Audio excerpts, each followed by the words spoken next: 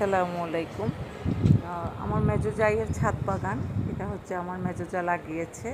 এটা হচ্ছে চট্টগ্রামের বাসায় হচ্ছে এটাকে তরুল গাছ বলা হয়, আর অন্যান্য ডিস্ট্রিক্টে বলা হয় হচ্ছে দুন্দুল। তো আমরা দুন্দুলও বলি, আবার তরুল বলি। তো আমার মেজো জা কি সুন্দর করে লাগিয়েছে দেখেন, এবং তরুলও ধরেছে, মানে দুন্দুল ধরেছে। এবং দেখেন এই যে কত সুন্দর করে ধরেছে, দেখেন, দেখতেই পাচ্ছেন।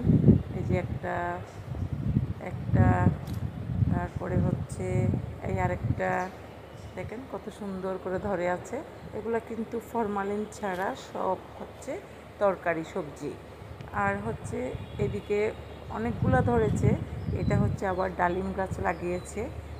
ডালিম এখনও ধরে নাই, আগামীতে ধরবে ইনশাআল্লাহ, সেটাও শেয়ার করব। আর এখানেও এই যে একটা দুন্দুল, দেখেন কি সুন্দর করে ধরে আছে। তারপরে এই যে এদিকে ছোটো ছোটো কতগুলো ফুল আসছে, আবার এই যে ছোটো ছোটো এগুলো দেখা যাচ্ছে, দেখছেন। এই যে আরেকটা ধরে আছে এখানে, এই যে দেখছেন পাতার ভেতরে আরেকটা ধরে আছে। আসসালামু আলাইকুম। আজকে আমার ভিডিওটা